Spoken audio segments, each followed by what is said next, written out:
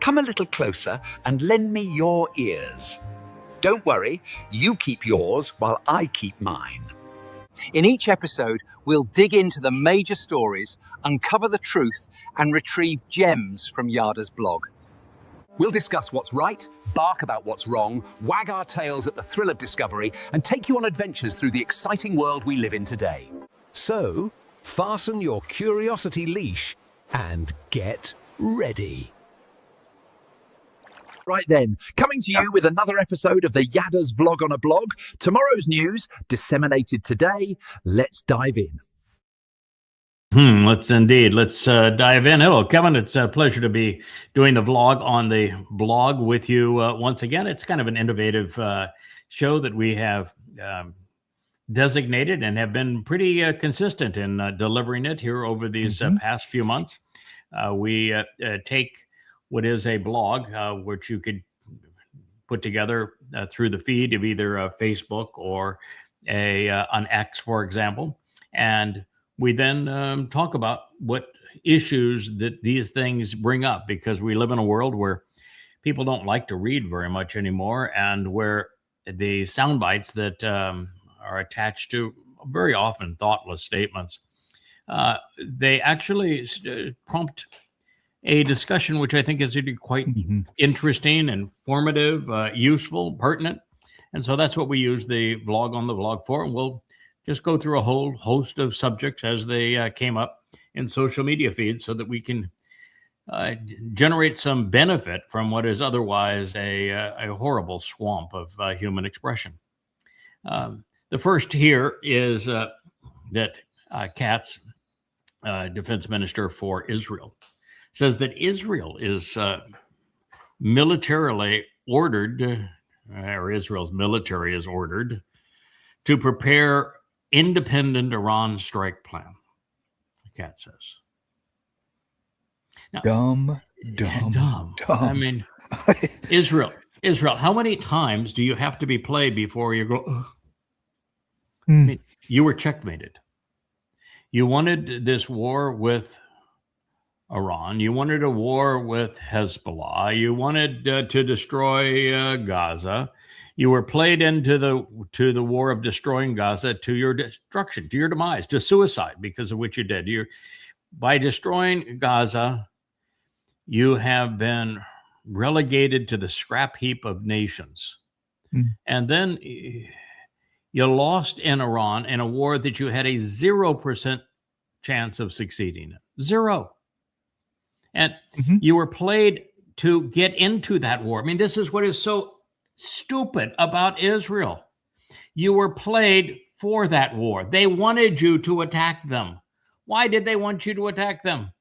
Because the regime of Iran was so unpopular, because it was so ineffective economically, and the economy was in such disaster that it would have imploded, because their currency was imploding, because there were no jobs. Ultimately, the whole thing comes crashing down, and it would have happened.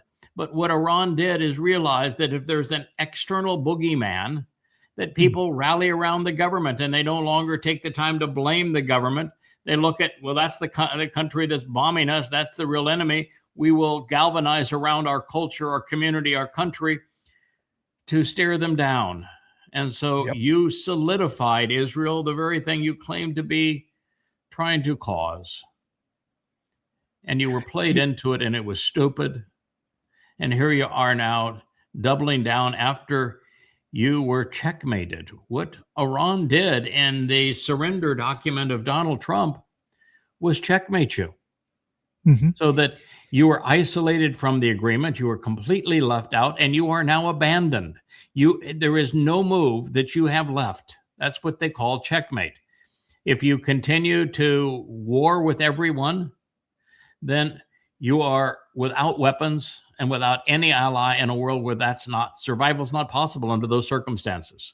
And if you don't protect yourself, the 2 billion Muslims who have grown to hate you, and the 2 billion Marxists that think you're rubbish, will destroy you. So you're damned if you do, damned if you don't. That's called checkmate. You have been checkmated. You did this to yourselves. And now They you took want to their go best shot.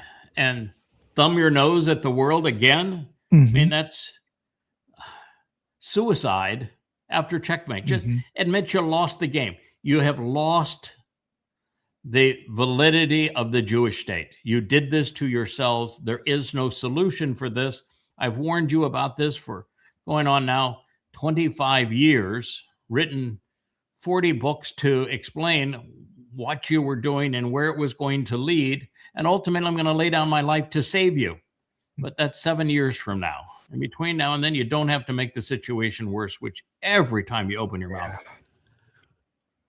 Yeah, they took their best shot with the help of the United States, both defensively and offensively. They took their best shot in Iran, and they failed. Now, this idea that what do they have to give, to do to Iran that they think that they can, right? I mean, because they're out of interceptors. What you're doing here is you're getting way beyond the more important reality. The more important reality is they were played into attacking Iran. They wanted regime change. The way to assure that there would be no regime change is to attack Iran. Israel did exactly the wrong thing. Second, Israel chose a partner that their prophets say is Rahab, that he is Satan incarnate, that he is the great betrayer. And so you didn't even bother to consider your own prophets. That's really, really stupid. So stupid one, stupid two. You had no chance in regime change, and you got exactly the opposite result. And number two, you chose to partner with Satan incarnate, Rahab, the great betrayer, who specifically, the prophet says, betrays Israel, and specifically at this time, 7 years before the return. So that's all true. Now, the other thing that's true that you bring up is that you have to be insane when you continue to do the same thing and you expect a different result. Israel has now attacked Iran twice and lost both times. And the loss is catastrophic. This time in particular, the loss is overwhelming and catastrophic. You have galvanized Russia and China against you. You've taken America, which was your only ally, and galvanized America against you. You've turned all of Europe against you. And you strengthened Iran's hand so that it's the hegemon now of the region. And you have proven that you're a patsy that's easily played. Yeah. So the only way out now is everything to that you clean try to house. do. They need to clean house with the to- government. Yeah, the entire government. and the Haredi. I mean, I'm talking Hezekiah moment. Now's the time. I think that there's only one choice with the Haredi. We have a post here, and I'll just go ahead and talk about it. We may not get to it. That Netanyahu is now saying what Israel needs is a consensus government, a united government, and that's not possible in Israel because the liberals, the Marxists in Tel Aviv are way too far out of touch with reality to be able to relate to. And the Haredi are nothing but parasites. And so you're never going to get a consensus government in Israel. It's way too late. And no one would trust Netanyahu in a consensus government anyway, because he's shown to be completely untrustworthy. So that's not possible. So you're not going to save Israel by a unity government. You're not going to save Israel by a new government. You've been checkmated. It's time to admit this is where you are, because if you were to admit this is where you are, that you have destroyed the Jewish state, that it cannot stand, it's done. You've done this to yourself. It's over. Checkmate's over. The game's over. There's nothing, there are no more moves left. When you can admit this, Israel, and deal with that reality and return to Yahweh, then there's hope for you. And to return to Yahweh, you have to disassociate from the Haredi. Now, my suggestion with the Haredi, since the world seems to think there was a genocide in Gaza, even though the population is the same, give the population a little boost in Gaza. Move the Haredi into Gaza. I think it's perfect. I just move the entire Haredi community into Gaza. There you go. Yeah. It's got a beach. And they're so convinced that they're saving Israel by their their studies of the Talmud. See how well it works out for them. Mm-hmm. You know, it's perfect test. Put their money where their mouth is. Absolutely. Put their money where their mouth is. Yep. And I think that the first move I would make. But that says there's no saving Israel at this point. There will be a remnant who will be spared at the end, but that remnant will have no one who is religious, no one who is political, no one who's conspiratorial who can be part of that remnant.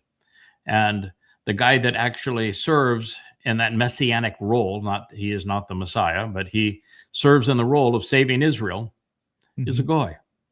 Read your prophets. Figure out who the Nakar is. I mean, Ruth knew. How come you don't know? Yeah. Moshe knew. Okay. How come you don't know? Yeshaya knew. Solomon knew. Why don't you know? They all knew.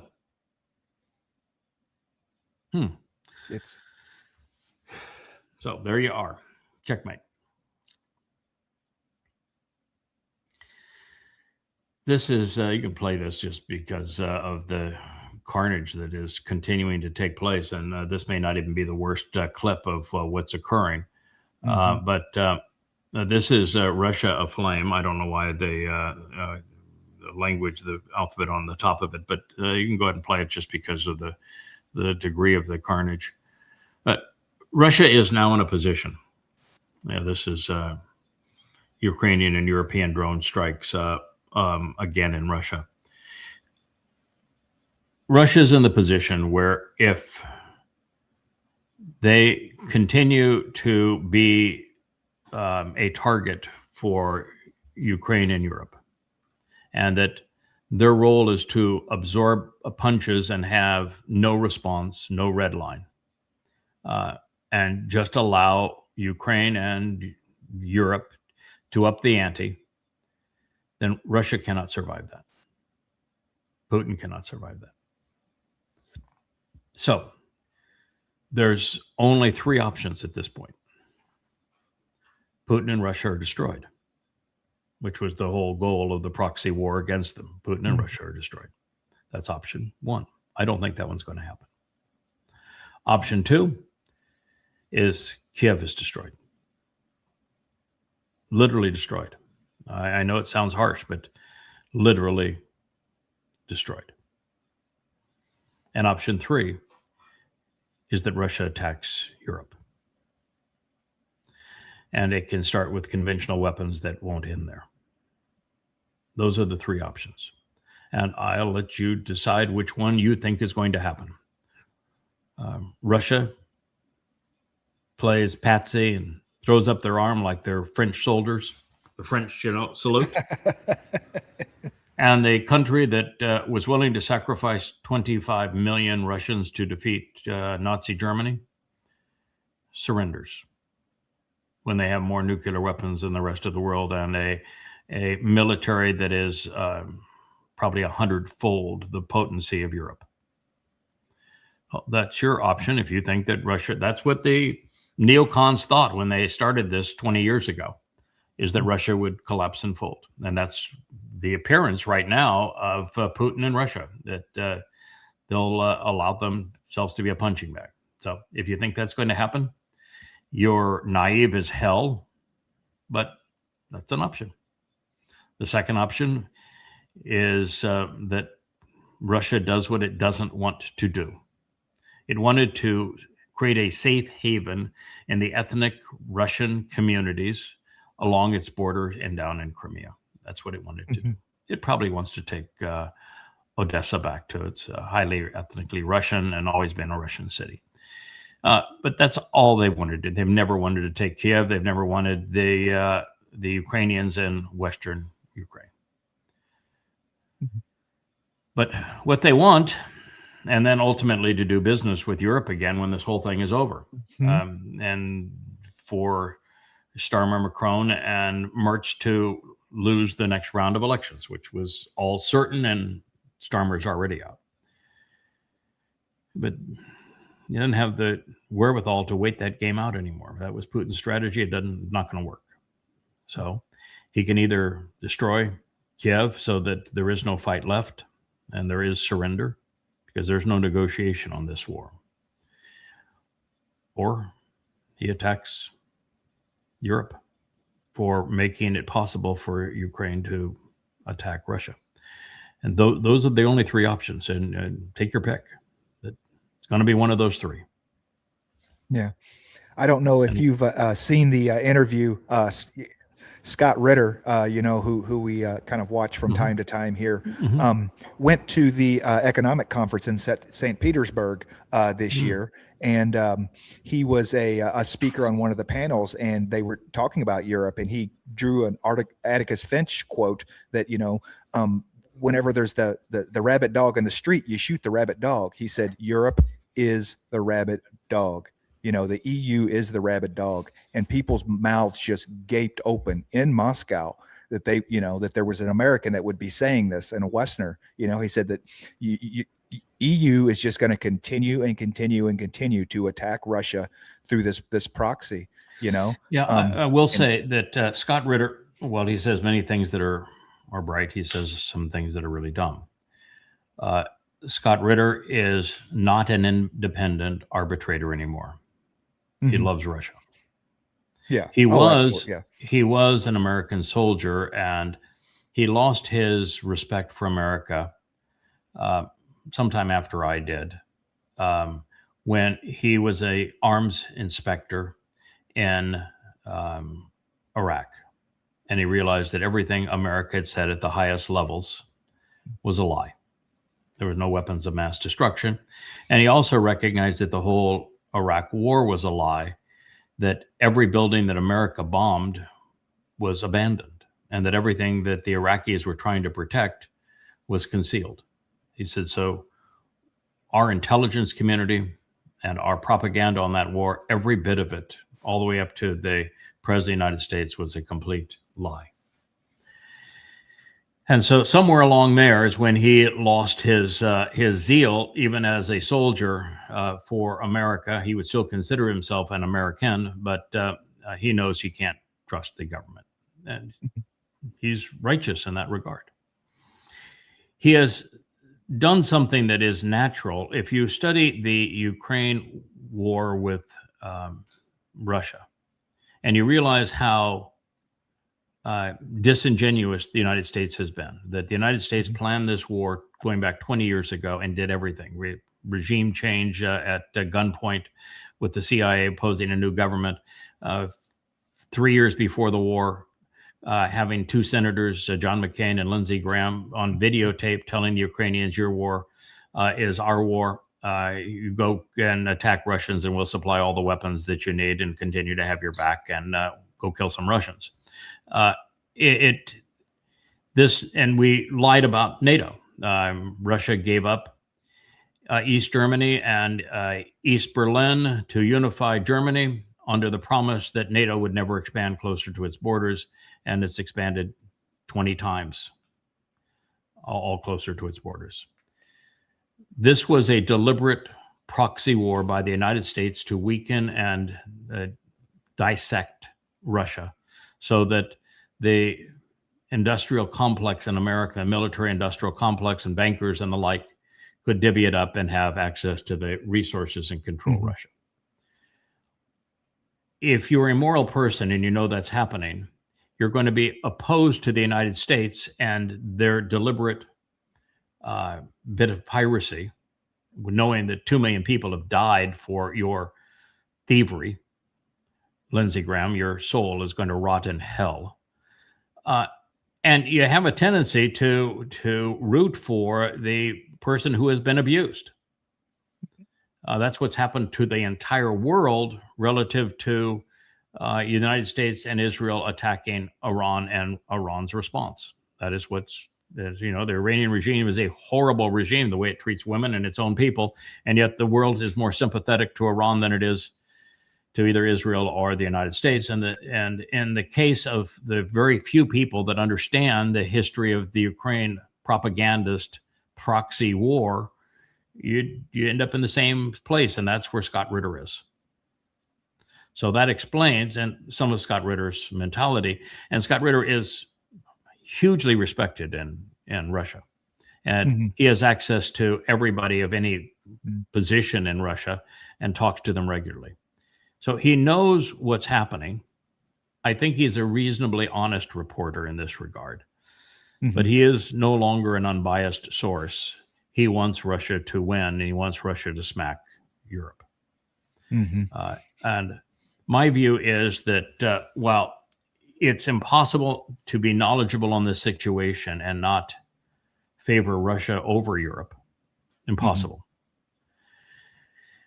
And favor Russia over what I think is the most despicable nation in Europe, which is the Ukraine, and what they have done in their pogroms, how they were worse than the Nazis, and how anti-Semitic they are, and how much of a nation of thieves it has been for so very long. Therefore, my job is to tell you what's coming. I've told you there's 3 outcomes. And I can tell you that the first outcome is not going to occur. Russia is not going to put their hands up and surrender. So it means either that what Zelensky has done here and Europe has done is to destroy what's left of Ukraine, because that's how Russia responds, or they bring the war into Europe. They want the war because they're politically unpopular, and wars make politicians popular. So that's they're looking for the war. The same reason that the Iranians wanted the war with the United States and Israel. They want the war. They threw in the Israeli clause because they knew that this would mean constant war, because they fund and they control Hezbollah, and they told Hezbollah, you keep killing. You keep sending the rockets, which means Israel was going to continue to respond, which means United States and Israel would separate and Israel would be completely isolated. But they also knew that with that war, Iranians would rally around them. So this is what Europe is playing by continuing to attack Russia until Russia finally attacks them. Yeah, I think it's going to be 2 and then 3. I think that Kiev, it just gets absolutely flattened, bombed to oblivion, and then they double down and continue on, and Putin decides we have to strike, the manufacturing facilities, whatever that are inside of Europe. But think of this, and this is Putin's dilemma. Putin has actually been the greatest restraint on world war. If he does to Kiev what Israel did to Gaza, even playing by the rules, he would tell the Ukrainians a week before, get out of there, we're going to destroy the place, which he already did the international community. Russia carpet bombs Ukraine. Russia never returns to the family of nations. Never. So he knows that. I mean, he's in a terrible spot. He knows that if he responds and does what he has to do, that he has isolated Russia so that Russia has to be partners with other nations like China, and puts him in a very vulnerable position with China. And if he attacks Europe, Europe will try to escalate. They have no means to escalate. They have no air defenses. They have no military to speak of. And so, but Europe will try to respond and be aggressive about it. And it will likely have to go to phase 2, which is nuclear. And if it does, we're staring down the throat of World War III, the obliteration of the Northern Hemisphere. So it's a really tough call. I wouldn't want to be Putin in this case. And I would have taken a different stance than he did. I would have much earlier with the red line, say, if you do this, been very clear to everybody, every citizen of Europe. If you do this, if you provide targeting information and Storm Shadow missiles and that sort of thing, manufacture drones and give them to the Ukrainians, continue to fund the Ukrainians' war against us, then we will respond, and this is what we will do. And so push it, you're going to get the response. I would have done that a year ago, but he didn't, and put himself in a very bad situation, put the world in a very bad situation. Yeah, I don't see a piecemeal nuclear solution whatsoever. Absolutely no one, with everyone having nukes, absolutely no one just, hey, I'm just going to drop one and destroy Kiev with a nuke. That, I mean, once one goes off, everybody's all in, because it's a use it or lose it proposition. Actually, I think Russia could. I'm not suggesting they should, but I think Russia could destroy Kiev with a nuclear attack without Europe responding with nukes, or definitely the United States is not going to respond. So that is actually possible. I don't think they could respond. I think if they hit Europe with nukes, then you're in a position where Europe has to decide, do we survive or do we take out the world? Because that's the only choice at that point. And at that point, I'm not sure what they would do. Would they choose survival or destruction of the world? But that would be their call. Yeah. And they would have brought that choice on themselves. A European civilian population would take it on the chin and survive. I don't know about their leadership. An American when you listen to population Ursula and leadership would be all in. Yeah. When you listen to Ursula, you listen to Merz, you listen to Macron, you listen to Starmer. I would agree with Scott Ritter. It's a rabid dog. Mm-hmm. I would agree. I think that's what it is. It's a rabid dog. If you deal with the people, I think, unfortunately, the younger generations have become quite Marxist, quite unaware of reality. I am not sure they would make an intelligent decision, but I do know that universally they are overwhelmingly anti-war with Russia. They do not want to do this. They want to do business with Russia and go back to cheap energy and build their economies, which are falling apart. But anyway, it's a very interesting situation. We have reported for the last month that these are the three options. And we had Russia warn all foreigners to get out of Kiev, which is part of international law. You have to give, I don't know if it's 1 week or 1 month, but it's been about a month since that time. There's going to be one of those three outcomes. Yeah. Yeah, I don't see a good solution. I don't see a happy ending anywhere. No, that's why I've been reporting on the background of this proxy war for 20 years. When the International Monetary Fund tried to intervene back in the days I was doing Shattering Myths, the syndicated radio show, I explained what their motivation was, what it would lead to, why it was a horrible decision, and that ultimately we would go from losing a couple of billions to $100 billions a year. And this was all for control over Ukraine. And that was a tragic mistake. So I've been covering this for 20 years. I remember about 7 or 8 years ago, after having been outspoken on this proxy war being deployed by the United States and then lied by the CIA and the media and everybody else, so that 80% of Americans think that Russia is the aggressor when it's the United States.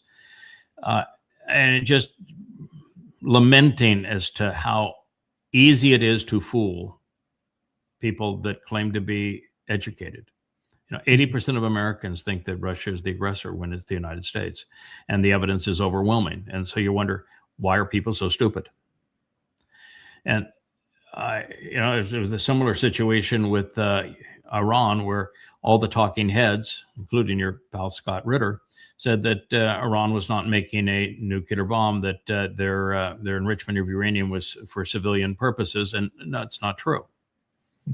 You don't enrich uranium above 5% for civilian purposes. So no, they were putting themselves in a position where they could make a bomb, and that's the only reason they were doing it. And you have to start by telling the truth. That is the reason they were doing it. Whether they're going to finish the bomb or just have themselves in a position where within a week's time they could have as many bombs as they wanted, that's a different story. But they were refining the uranium for a bomb, period. End of conversation. There's nothing else. And you're just stunned that people who claim to be smart could make such stupid decisions. But we've been on these issues now for over a decade, in some cases 2 decades. And it's astonishing that so many people are so easily deceived. Well, I think part of it is what we're going to hear in this. This woman is an absolute idiot. She will begin by saying that math is rational. No, math's not a source of reason or rational. It's a closed system. It's a tool, but its purpose is not to be rational. As a matter of fact, when you get into math, one of the things you learn is there are irrational numbers, and that calculus, which is the level of math that is really required to accomplish anything significant as a mathematician, is the math of Beth guesses. So it's not an exact anything. So no, that isn't who you are. If that's how you define yourself, you don't know what you're doing if you define yourself. Then she will, and we'll listen to her. She defines God under religious terms, and then she says that kind of God would do this kind of thing. So she is dictating her view of what God had to be. And then she's saying, but there's this other thing. So that God cannot exist. So now I'm not religious anymore. We're going to listen to it, and I'm going to respond to it. But I want to tell you that when we have a culture that not only is this stupid, this irrational, this inability, to have this degree of an inability to think, and you're still promoting irrational concepts like this, and not just doing it, not just believing them, but out there promoting them. I mean, this is the Institute of Art and Ideas, and she is out promoting her ignorance, and people believe it. What a shame. So go ahead and play what she had to say. Logical reasoning, the kind of reasoning that we use in mathematics, I think has a lot to be said for it. It's objective, it's truth conducive, it's universal, but it doesn't get us very far. And I'll give an example of why this is in a moment. I grew up very religious, and at a certain point, I was presented with what's known as the problem of evil. And the problem of evil is just the point that the following 3 claims are inconsistent. Claim 1, there's an all-powerful, all-knowing, benevolent God. Claim 2, an all-powerful, all-knowing God would prevent extraordinary amounts of suffering. Claim 3, there are extraordinary amounts of suffering. You can't believe all 3 things at once, and logic tells you that. So when I was struck by this and some related problems, I ended up abandoning my religious beliefs. I stopped believing in God. My brother, equally logical, equally reasonable, equally aware of the inconsistency here, remained religious, and instead gave up one of the other propositions. He gave up the belief that an all-powerful God would prevent suffering. Okay, so you might think, okay, I resisted the crowd because I kind of left the belief system I grew up with. He stayed within it and rationalized it. But from a logical perspective, it's perfectly symmetric. All logic can ever do, really, is point to an inconsistency in our belief system. And then what we do with that inconsistency is very much going to be up to us. Okay. You know, when I say that there is no hope for Gen Z and the millennials is every bit as dumbed down, this is the consequence of that. They really do not understand the rules of logic. They don't understand rhetoric. They don't understand logic. They don't understand the purpose of it. And to begin, mathematics is not an expression of reason. It's a closed system. There are defined axioms within that closed system. Math can be actually used to reason. It can be used as a tool to reason, the exact opposite of what she said. And the reason it can be used as a tool to reason is that when I was in college, there were courses that I absolutely loved. Probability and statistical analysis. And what you do with probability and statistical analysis is you look at a series of events and you deduce, is there a common denominator here? And what is the highest likelihood of getting from here to there? What is the best explanation to get here from there? And so you're using probability and you're using statistical analysis. I do it every day. That's my filters. I hear news stories. I will apply that approach. And it's a very mathematical approach to thinking. So math is actually a tool to do the very thing she says it won't do. Mm-hmm. All right. The second, God is not omniscient. He's not all omnipresent. He is not even all powerful. He cannot be infinitely powerful, infinitely knowing, or all present. He would cease to be anything if he were. He would be the table. Finite. He'd be me. He'd be you. He'd be everything.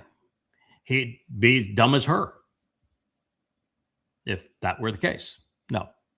In fact, God actually says the opposite. Mm-hmm. There are many things that he does not know.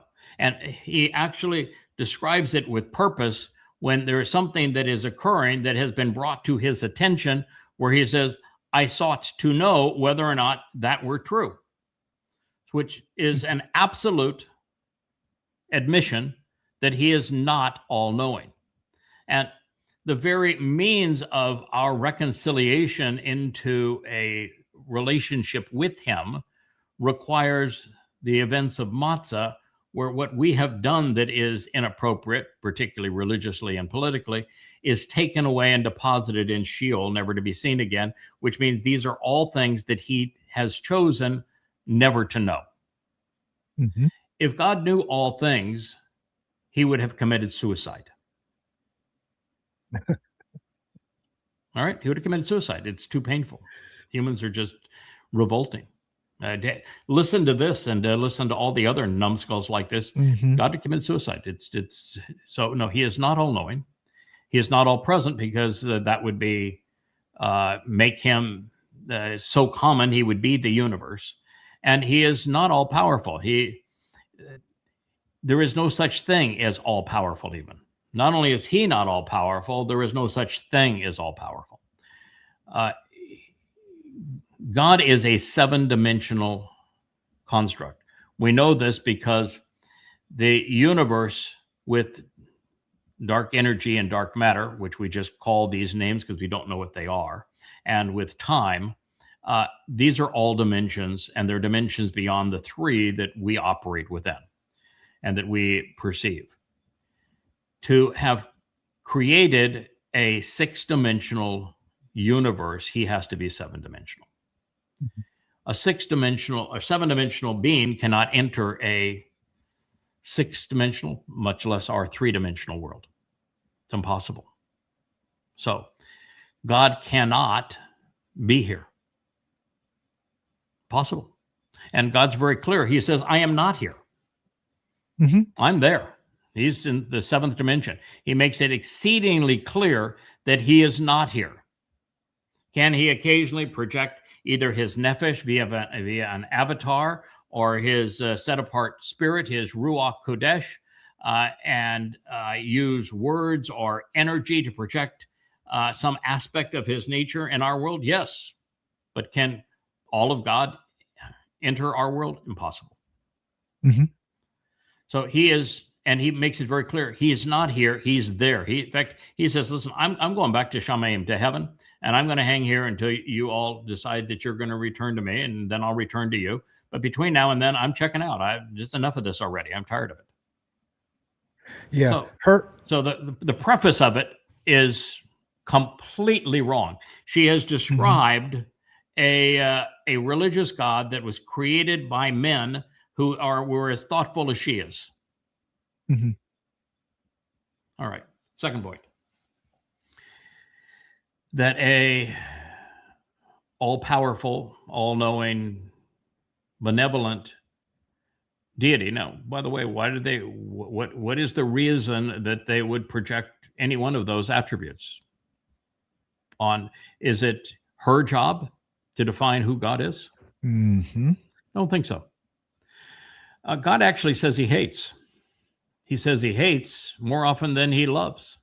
He says he's angry, regrets, disappointed, regrets humankind. And making this, I can see why he'd regret that. I mean, somebody that's spitting in his face, that is created a hypothetical that is grossly inaccurate of him, and claims that she can do away with God because of her stupidity. And that would be exceedingly frustrating. Righteous indignation would boil over at this kind of thing. But let's just, beyond her errant depiction of God. All right, we'd all say that having a child, a miscarriage for a woman, what a tragedy for that unborn child and for the woman. You've got to stop that, right? If you're going to be a benevolent God that's in charge of everything, you're going to stop that, right? There'd be no miscarriages. There would be none, and there'd be no infant mortality, none. But what about the 2-year-old that dies? Well, that, of course, that's not fair. So you can't allow the 2-year-old to die. What about 20-year-old? What about a 20-year-old that's doing drugs and is so stoned out of their mind they step out in front of a truck? You're going to say, nope, you can't do the drugs so that you won't put yourself in that position. I'm going to preclude you from being able to drink or do drugs. Or what about the 200-year-old? Because, we're not going to have any pain and suffering. So why would it be fair to end the life of a 200-year-old? Why would I ever have a cold? Why would I ever snuffle? Why would my eyes need glasses? Why aren't I 6'6" and chiseled and being able to beat anybody at any sport? Well, I couldn't beat anybody at any sport, even if I were a perfect specimen, because they'd all be perfect specimens too. Why do I have dark brown hair when that other people prefer blondes? Well, that's not fair, right? She doesn't understand the garden. Yeah, she doesn't understand the garden. Well, what are your conditions for imposing no pain in a world? Where do you go? Because the moment you start down that path, there is no end to that path. And the only way that you can get to that path is for everything to be perfect, which require everything to be the same. Which, if you've ever seen the Twilight Zone episode on the fellow that went to hell and everything, every day is sunshine. His wife loves him, his kids love him, his dog loves him, and he wins the lottery every day. And after a while, he goes from, oh my, this is really this is not any fun anymore. This is really miserable. And he says, why do you think you're in heaven? You're in hell. God would have to be wholly and completely controlling every aspect of everyone's life, every nuance, every thought, every action, everything they ate, everything they said, everything they did. Everything that happens around the world would have to be micromanaged by God. He'd have to be everywhere, doing everything such that we had no responsibility or ability to do anything. That's what you would have to do to have that scenario. It's not even possible because the scale continues to move. Okay. We are never satisfied. We are always growing. So anything that we perceive as suffering now, we take that away. Then the next thing that comes along is perceived as suffering. Little dum-dum here. She created a God and the image, in a certain image. She created the scenario in her image. So, she is the arbitrator of satisfaction. Yeah. Yeah. And she is not smart enough to realize that 99.9% of the suffering in this world is because of humans. The amount of suffering by comparison, the rest of the animal world is nil by comparison to what we do. Yes. We make the stupid decisions that cause pandemics. We make the stupid conditions in religion that cause wars. And probably a Marxist. The politics of Marxism, 200 million people have been killed by that ism. It had nothing to do with God. And they suffered. And there's human suffering is mostly because we can't get along with one another. So she's wrong on all 3 points and doesn't understand logic. Right. And yet she will promote this.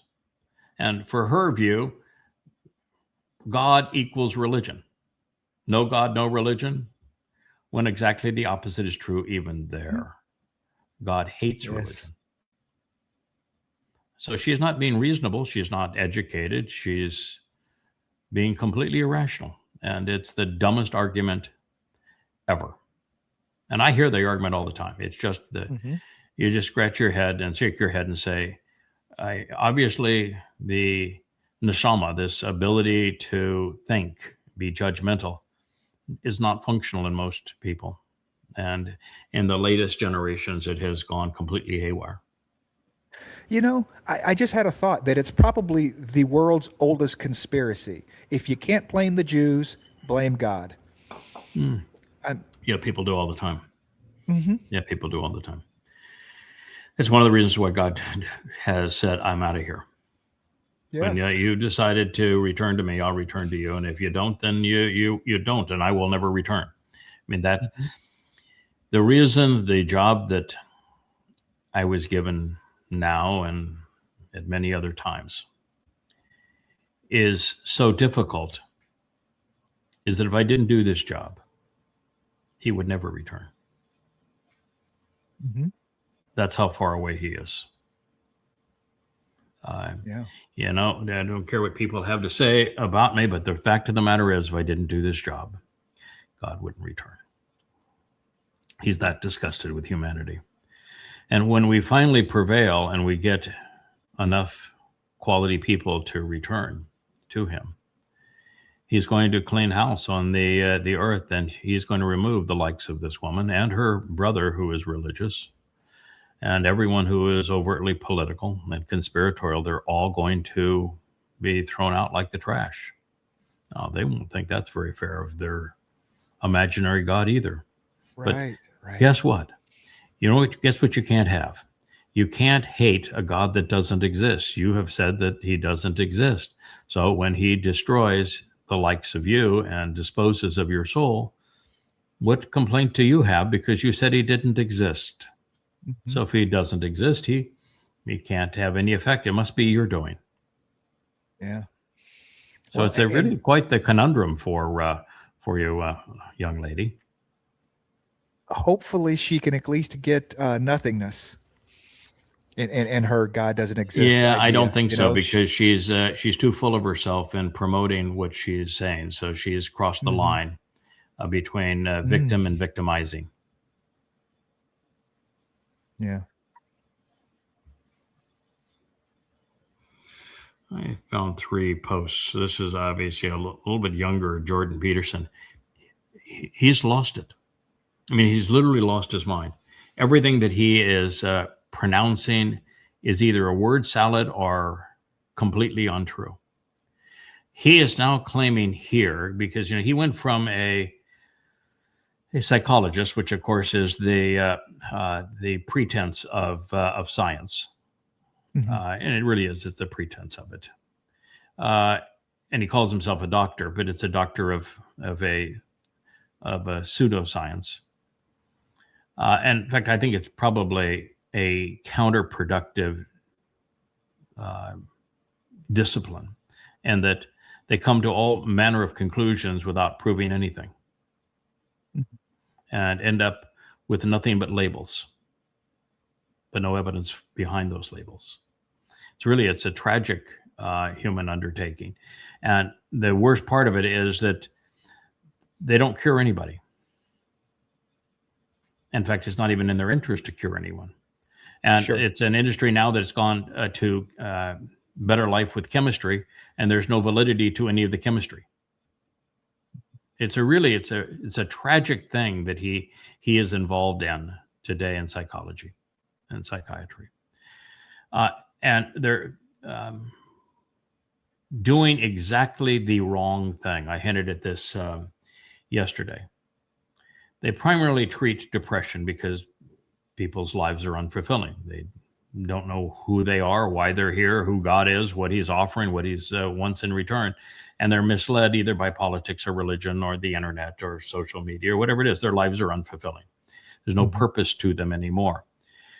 And so psychiatrists treat depression by having the patient talk about themselves and to talk about these things, to talk them out.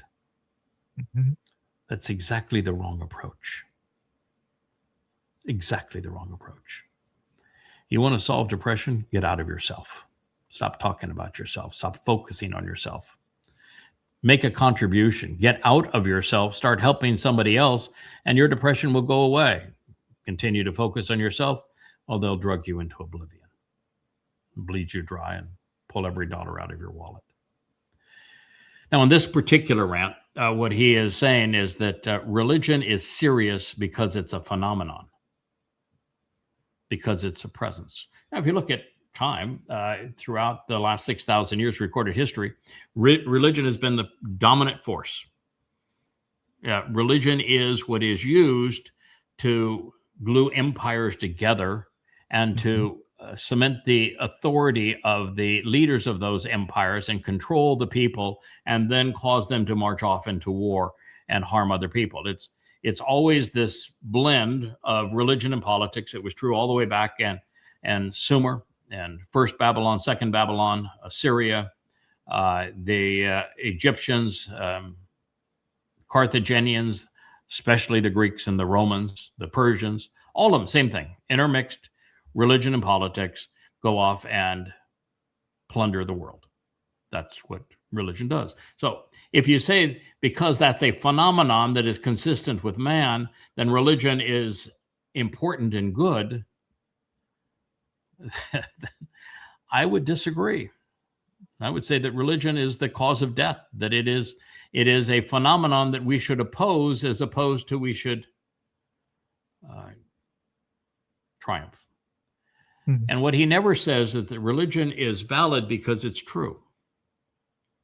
Right. Doesn't say that, because he doesn't live in a world where true matters. He doesn't say that religion is true because it's an accurate depiction of God. In fact, in his scenario, God doesn't matter. And clearly, logic doesn't matter. You can play the clip.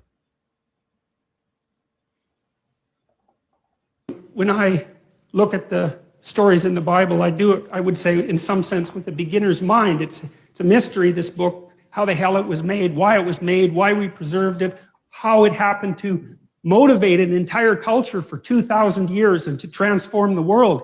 Like, what's going on? How did that happen? It's by no means obvious. And one of the things that bothers me about casual critics of religion is that they don't take the phenomena seriously, and it's a serious phenomenon. The critics of religion don't take the phenomenon seriously. Likewise, I held up too. He uses the term Bible, not to speak of the Torah, prophets, and Psalms, which his religion opposes, or steals. But to speak of 2,000 years, that would be the New Testament, which is invalid factually, invalid historically. There was no Jesus. Paul lied in 52 CE when he invented Jesus. And the religion transformed the world because it was inculcated into imperial Rome, which was the beast of the world. Now, if that's a phenomenon that we should take seriously, then I would say we should seriously oppose it. And then we should be a critic of religion as opposed to a proponent of religion. But you notice, truth didn't matter. Anything that came before his religion didn't matter. Because of the idea that it did so much good for the world? Well, he said transform the world. You don't even go to say that it did good for the world, because it depends on whose world you were in. I mean, if you were a Jew, Christianity was the worst thing that ever happened. Yeah. It is the source of anti-Semitism. That's quite a phenomenon, but it is the primary source of anti-Semitism in the world. It is the most egregious lie in the history of mankind. There has never been a lie that has been as devastating or as popular as Christianity. But the entire thing is based on identity theft. sad. Yeah. Again, people just can't think. He wants to present himself as a thinker, and yet he's a nincompoop. And he's a popular nincompoop.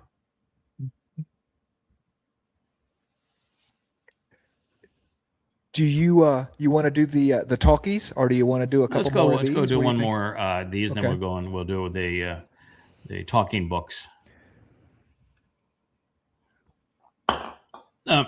This is a very, very well done AI.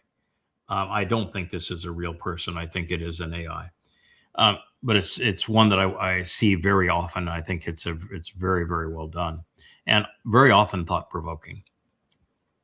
There are two Asian AIs like this that I see quite often. What he is saying is that because of the fact that the dollar has lost its even basis for being, and that there are so many economic balloons. Any one of those balloons pops, it brings down the whole economy. The AI is clearly a balloon. It's filled with hot air. The only thing that's propping up the AI, which is the driver of the stock market right now, is hot air. That's it. He's talking about a real estate bubble right now, particularly on the commercial side, devastating. And even on homes, on places like Florida where they can't get insurance anymore and they can't get loans. Devastating. And there are other factors as well, and he lists a number of them. And he says, so it means economic collapse and a major stock market crash. And he was asked, when? And he says, I don't think we'll make it out of this year. Now, as I'm looking at this, and I'm not an economist. I know a lot about world economies and the American economy and business, but it is something that I examined because I was in it for so many years at a very high level, and because I'm curious about it and study it from that point of view, and because my job is to explain and foresee the future as delivered by the prophets and interpreted. And so I can tell you that within 3 years, we're going to have economic collapse. Will it happen this year? Chances are you're going to have everything that can create the appearance of economic stimulus between now and the midterms, because that's what presidents do. They stimulate the economy. Now, could it crash immediately thereafter in November? It's always a possibility, but that's a lot to ask for, to expect. So I don't think it's likely this year.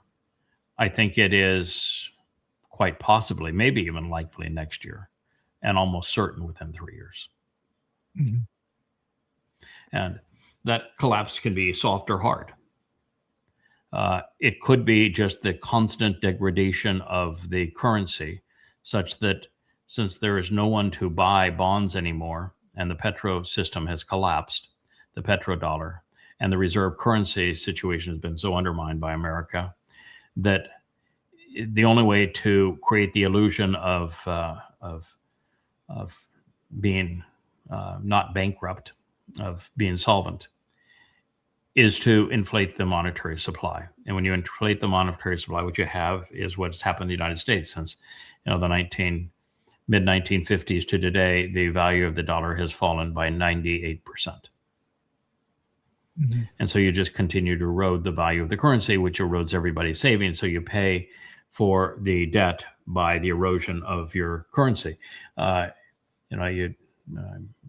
friend of mine went to the market today, bought three things, one of which was milk and just basics, and it was $100. It's become prohibitive just to feed your family. And so this is the soft landing, is that you continue to erode the currency, which happened in Britain It's what happened in Germany. It's what happened in Rome. It's happened many times before. The other is you just go to a flat on default, and that's catastrophic when you do a default, and it's not likely in the ego of Americans or any of their presidents to announce a default, because that would mean failed under my watch. And the third is a reset. You go to gold, you go to Bitcoin, you go to a new currency that's an imagined currency, and you go from having assets to having no assets, but also having no loans that need to be paid back. And you sign up for the new currency, and they have total control over you. The reset. One of those three things will happen. I think the likelihood is the third. I would agree. I see a reset. I don't know what the prime driver of it is, but there has to be a crisis. Gold will be the fundamental underlying thing of it. The Bitcoin thing is not materializing the way they anticipated. So as much as the Trumpster and the like want it to be Bitcoin, are some form of that kind of imaginary value, which actually has no intrinsic value. The world is pretty much locked into gold at this point, and so the dollar will be devalued against gold, and then the dollar itself, once it gets devalued, which is the same thing as to say that it's been inflated. Inflated and devalued happen to be the same concept, but they'll replace it with something else, so you won't be aware that you've just spent $10 or $20 or $30 for a gallon of milk. It will be sneakier because they'll have a new currency that's an electronic currency, but that kind of reset. It's easier to pull it off during a time of war. So you can expect war. To impose that in a way that no one will question it, everybody will sign up and go. It has to either be during a pandemic of some sort or worldwide crisis where there's a boogeyman out there. And the easiest for any politician is war.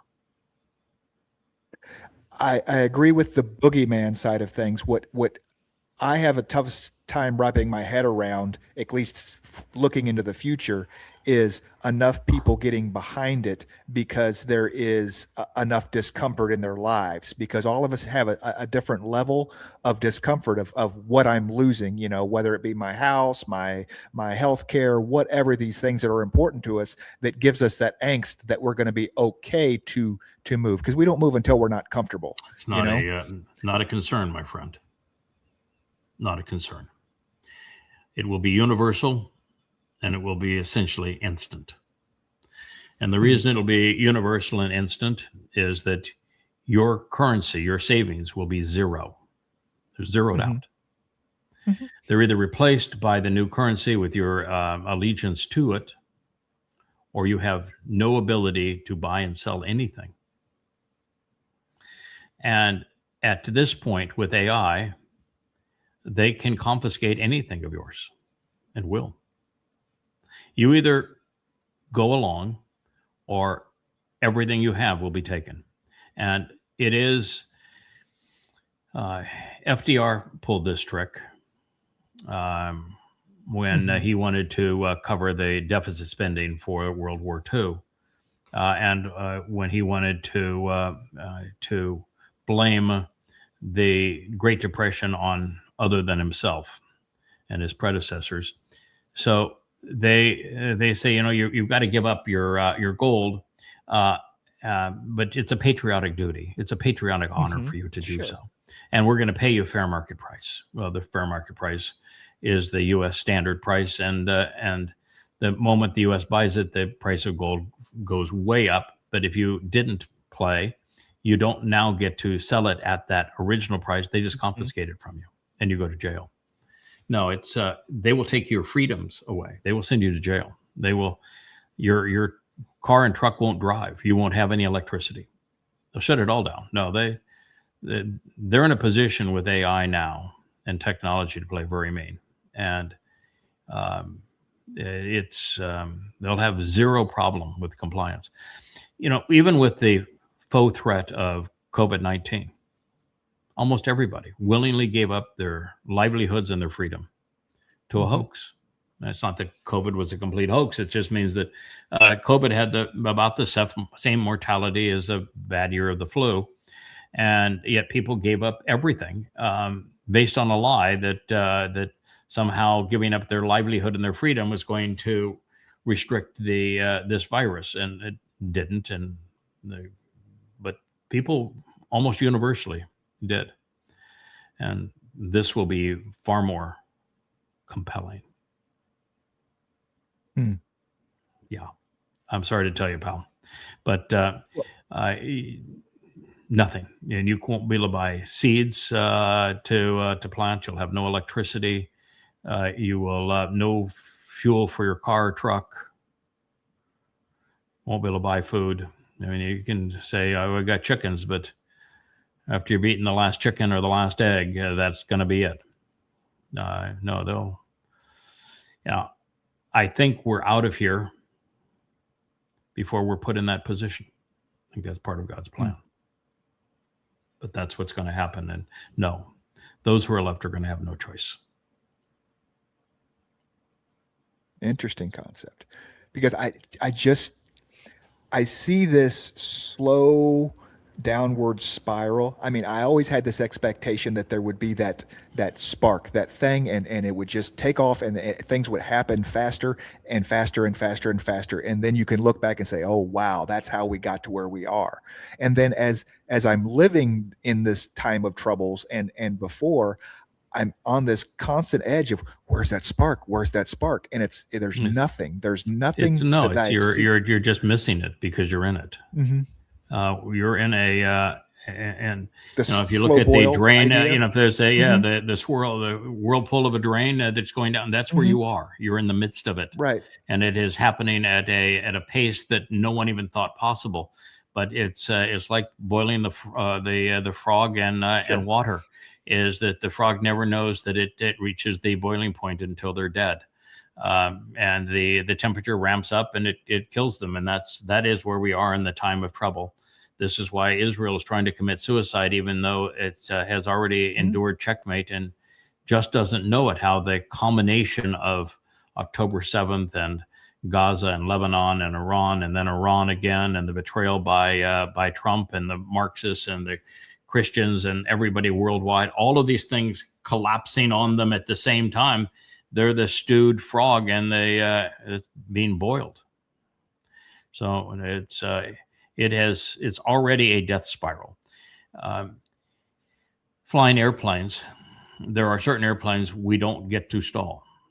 Most airplanes, trainer airplanes, you stall to learn how to recover from a stall. But once you get high performance airplanes like the economies we're dealing with now, you don't ever stall them. And the reason you don't stall them is there's no way to recover from a stall. A T-tail airplane, for example, you cannot recover from a stall. You'll go into a knife edge spin and you end up in a death spiral and you don't come out of it. So that's where we are. That's where the world is. The points of ignition along the way will continue. I mean, Trump every day is a tinderbox of ignition. The war with Russia now only having 3 options. There's a source of ignition. The war with Iran is not over. That's a source of ignition. The dollar is crumbling. That's a source of ignition. I definitely see the Strait of Hormuz being a bigger issue in 3 months, 4 months than we realize it is now. I mean, without market manipulation, of course, because that amount of oil has to be made up from somewhere, and so using strategic reserves and those run out. The strategic reserves are gone, are already gone. Right. And the shell game of criminal shorts with insider knowledge that's been played to the hilt. We won the war and the war is over and the strait's opening has been echoed so many times that even the dumbest investors can't believe it anymore. Right. No, it's a cooked goose. And the bigger problem was the silent killer. no fertilizer. Mm-hmm. Exactly. Yes. No fertilizer, no crops today, no food. And you look at transportation costs. The reason that milk was $10 for a gallon of milk isn't not the farmer made any more money, the cost of transporting it. Yeah. Yes. So it's already done its damage, and there is no recovering from the damage that it has done, and there's no recovering from the war. So the damage is ongoing. Mm-hmm. And of course, America survives on the petrodollar so that it can spend more than it earns. And now that the petrodollar is done, there's no more, that game is going to collapse. So the signs are all around you. The ignition points are all around you. It's like you're surrounded by the fire, and there's so many flames and so many fires all around that you're saying, well, I'm in a world ablaze. Where's the big fire? Yeah, that's kind of the thing. It's 1,000 points of death. It's right. Death is because we've had 3 generations dumbed down so they can't think. And irrational people are very easy to mislead. We've had the rise of Marxism when it's a delusional and deadly destructive doctrine, and yet it is pervasive in young people today. We've had a rise in Islam as the most destructive and deadliest religion ever conceived by humankind. We've seen an ongoing ability for Christians to promote the biggest hoax in world history, and a religion that has caused the most anti-Semitism in world history. We've seen the world's leading economies weaponize their currency and act belligerently and destroy the very underpinning of their reality, leading to anarchy. We've seen the world arm itself for world war and push itself into the precipice of world war. We've seen us pollute this planet to the point that it's reached a tipping point. We've seen conspiracy grow now where it's the majority of people believe it. We've seen an entity grow called social media that has polluted every nuance of this planet. We've invented a technology that has destroyed people's ability to think and is blurring the lines of reality called AI. That if given enough time, it would be the end of humanity, just it. We've discovered that generations have foregone reading and they have no attention span. So there's no way to reason with them, no way to educate them. How many more ways do you want to die? You've ever seen the program that's on cable TV called 1,000 Ways to Die? Mm-mm. Oh, you would like it. You'd like it. I watch it from time to time. 1,000 Ways to Die. Well, that's where we're in. So you're looking for the way when there are 1,000 ways. Right. Yeah. I just would have expected it to happen, but you know what I mean? It's like how much, because it's coming, that it's you're at the end of the tunnel, you see the light at the other end of the tunnel, right? And the train is barely, and you're like just waiting for it to. You're not waiting for it to happen. It has happened. It's past tense. All of these things are in place. Every one of them. Israel has been completely rejected by the world. Israel has committed suicide. It's in checkmate. It has all happened. You're watching the implosion of the world. It's all happened, and it's irreversible. Every bit of it's irreversible. Oh, I agree. I agree that it's the tailspin. There is no pulling out of it. There is no pulling out. It's you're watching the demise of the world over the next 7 years, and by the time we get to the end of it, the only question I've always had is how in the world do you slow the process down enough to get to the world 7 years? How in the world does Trump survive for 7 years? Yeah. How does is America even a factor in the world 7 years from now? How are you going to have a nuclear war? The superpowers are trashed. I mean, how can Iran still be marshaling millions of militants into Israel? Yeah. I've looked at it exactly the opposite the way you see it. I've continued to wonder, how is it possible that we survive another 7 years? And we do. Not much, not many, but some do. Yeah. Why don't you let's go to? I'm waiting for the. I'm sorry. To hit the ground and the mushroom cloud. You know, I'm tired of those are going to happen too, but that won't be the end of the world. It's just one more ignition point in the folly. I think resetting the money supply is one of the first steps, and it's going to be like you said, like COVID, and it's going to happen very quickly. Yeah, I don't think the resetting the money supply is a first step. I think it's could happen anytime in that process. Anytime over the next 7 years, it could happen. It just it gives the powers that be so much control. So we're going to what we're in is a situation where everything that is propping up the world is collapsing simultaneously.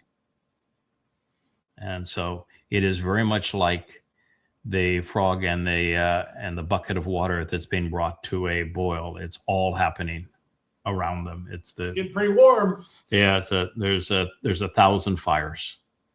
All right, so we now have a capacity at yadayah.com where we have talking books.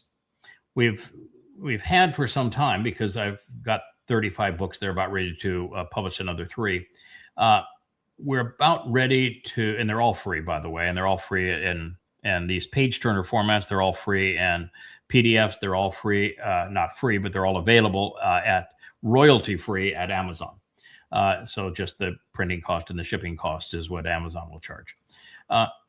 And so we lead with that on our website, these soon to be 38 books. But we have wanted to make the books even more interactive. And the page turner is already pretty interactive. You click the next page, it goes back, it goes forward, all that sort of thing. So you can go back and forth. But the new thing that we've added, if you see the speaker and the go arrow, the play arrow there, is now the books talk, and they talk to you. And so if he clicks that arrow, we'll listen. Chapter 4, Kot Ara, curse. Plagued by whom? In time, we will analyze every word of Galatians, from Shaul's greeting to his handwritten closing statement. But for now, I would like to commence our review of Christendom's foundational treatise at the same place Christians begin their assault on the Torah, and that occurs in Galatians 3, verses 10 through 14. We will begin with the King James Version and the New Living Translation. Their depictions of these passages, juxtaposed against a literal rendering of the earliest manuscript of Shaul's letter, should suffice as evidence. Reason dictates that if the following KJV and NLT translations are accurate and the inspiration behind them is valid, then the Torah is God's way of cursing humankind, not saving us. And if this is true, Yahweh, Moshe, and Dode are liars, as am I. The King James reads, For as many as are of the works of the law are under the curse. For it is written, Cursed is every one that continueth not in all things which are written in the book of the law to do them. More clearly presented, albeit less aligned with the Greek text, the New Living Translation published. But those who depend on the law to make them right with God are under his curse. For the scriptures say, Cursed is everyone who does not observe and obey all the commands that are written in God's book of the law. If they are correct, God's word is God's curse. According to the most scholarly and respected resource, the Nestle Aland Greek New Testament, 27th edition, with McReynolds English Interlinear, the statement Paul wrote actually conveys. For as many as from works of law they are under curse they are. It has been written for, not applicable, curse on all who not stay in all the things having been written in the small book of the law to do them. Based on the words Shaul selected, the following is a more complete and accurate depiction of his pronouncement. This is my own translation, one derived from the oldest surviving Greek manuscripts. Because to the degree that... Pack it up. Pack it up. Give Joe the Ruth material. Pack it up, and let's go on vacation. Let's go on vacation, baby. We can set this sucker to play, and Luminaries, it does itself. It does itself. It is. There's nothing ever that is as powerful as this. You get to read it, so your eyes get to see it. You get to see the amplification, and you can even pause it and then copy and paste the word into your search engine and verify the translation. This reinforcement of not only reading it and having the book turn for you. See, it automatically turned the page, and have that book turn for you, or you can click on the next page and it'll turn the page automatically, and the voice will catch up to where you are. But to have then it read to you, and to have multiple voices in there, and one of them is a clone of my voice, but also the Christians that are reading the New Testament. We got Derek Falwell in there, and we got Billy Graham, and we're going to have some other guest voices that are going to be reading the Christian New Testament. And this is, a series of 5 books called Twistianity. It proves that the Christian New Testament is invalid, and that Jesus never existed, and that he's nothing but a crude counterfeit. And it proves it overwhelmingly, undeniably. But what a marvelous tool. And we've got one more wrinkle to add to it. And that is over on the first page. You're looking at 3 pages here. You're reading and you're focused on it. You notice that there was even a yellow highlight on the paragraph that was the AI voice was reading. So we're going to put on the left page there an oval, very much like what you're looking at either the two of us. But it's going to be an avatar that's lips are going to move as the avatar speaks these words. So you'll have the avatar speaking the words. You'll be able to hear the whole thing. And these are his quite literally talking books that are real page turners. It is a phenomenon. And it is, well, people have done certain aspects of some of these things previously. By the way, if you click on those 3 lines, if you look up there where the menorah is, and you click on the 3 lines next to the menorah up there, you'll see the table of contents disappear. So go to the far left. There you go. Oh, yeah, okay. Yeah, you just get a little cleaner look when you do that. And when it has the avatar talking to you, and it talks to you, and it has multiple voices, and the presenter of this and my voice is the person who wrote all of it, did all of the research, wrote all of these books, all 38 of them, with his own translations, and also validating it with other translations. It's going to be the most extraordinary tool ever. And it is always difficult when you have a lot of material, and we're talking about 30,000 pages, to use AI, because it loses focus. It can do 2 or 3 sentences at a time, and then it loses focus and it drops everything and becomes totally annoying. So to take 30,000 pages of material and to do this with them is something no one has ever attempted before. To integrate the written and spoken word together is something no one has ever attempted before. To integrate multiple voices into the AI is something no one has ever attempted before.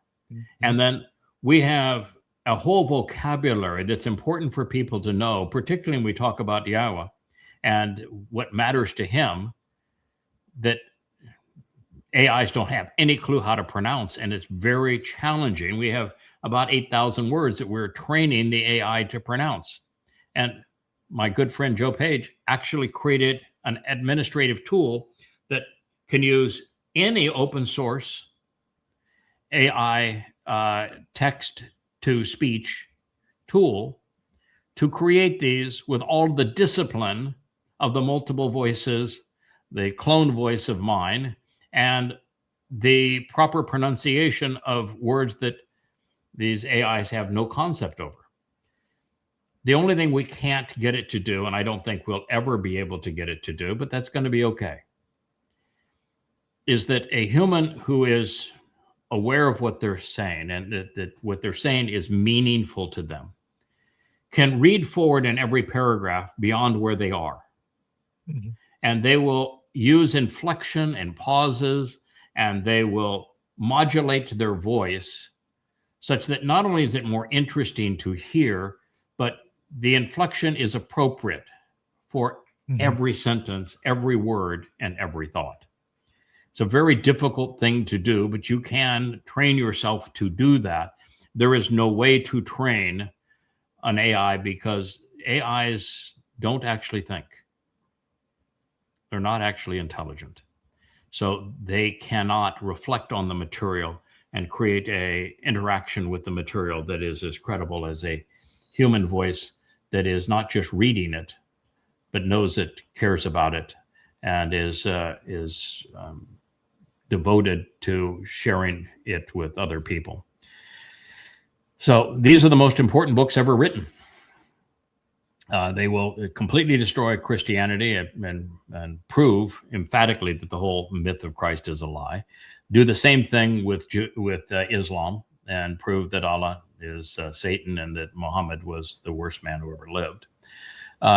And it does so using a method of logical comparison and reasoning that they are absolutely refutable because they're all being destroyed based upon their own words. So, my review of Islam based upon, there we go, 5 volumes. This is one of 5. They're 825 pages apiece. The only sources I cite and I document are the Islamic sources. I cover the entire Quran in 6 different translations, and one of them being my own. And I cover all the hadith, and I put the Quran in chronological order and into the context of Muhammad's life using the hadith so it can be understood as never before. And I did the same thing on Christianity with the New Testament, completely obliterated its credibility.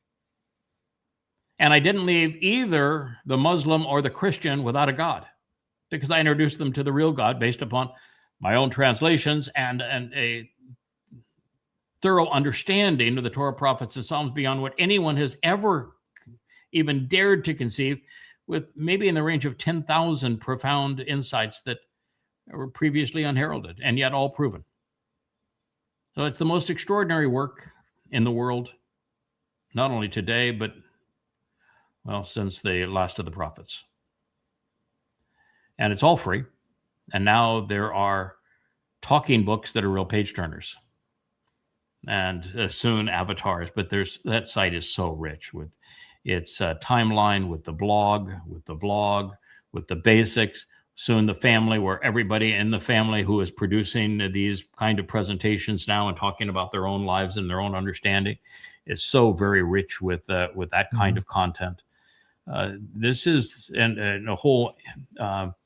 We replicated, and I think we improved on both X and Facebook in terms of personal interpersonal communication on the site as well. A much better environment for posting and commenting and interacting with one another than exists in those places. And we removed the sewer from it. Yada.com is the most extraordinary website, I think, in the world. And it is very quickly becoming even more extraordinary. So we thank Joe for doing that. Leah played a real important role in it too. And even the music there, there's 120 some odd songs, and they'll grab you right there and won't let you go. They're powerful. It's a pretty amazing place. I can just imagine Leia's pretty excited for an avatar of herself, so she doesn't have to be on camera for the Shabbat show, right? She can just have an avatar that sits in the chair over there. Well, the problem now, of course, is that we have come with through Ruth with a whole new title, one that we did not expect, but the Naked Nabi. And so I'm not sure Leia's going to go for the Naked Nabi, but that she is one of the 2 Naked Nabis. And it is a most, I began this 25 years ago. And when I devoted my life to doing what God had asked me to do, the one thing I never did is I never asked God for a sign. I thought it was not just irresponsible. I thought it would have been embarrassing and condescending for me to say, God, you're talking to me, you want me to do this. I need a sign that it's really you. It never dawned on me to ask for a sign. And now we're 25 years into this, and we work together marvelously. And there's been, 10,000 profound insights that no one has ever perceived about God before. And Yahweh lays on all manner of signs. Never asked for them. But this trip through Ruth was just extraordinary. You could not have imagined a more convincing sign. So especially to tell her, go ask Ruth. I mean, her whole first conversation started with Yahweh, and if you're real, and she was mad. She was mad. Oh yeah, she'd been to the rabbis. They put their hand up her dress. She had been to the yogis and the great spiritual leaders in India and spent time with the leaders of them. She had run NGOs in Haiti and knew all of the witch doctors and voodoo doctors. She had read the quote unquote Bible from cover to cover and said, "Good God, this is a book at conflict with itself. What in the world is going on here?" And so she's just frustrated. Says, I know there's a God, but obviously I'm not going to find this God in religion. So since you're there, you tell me where to find you. And he said, go ask Ruth. Turns out she is Ruth. Wow. Yep. And it's the most amazing story as it fills in from there. So I don't think I've ever enjoyed doing something more. I shared what is pretty sensuous.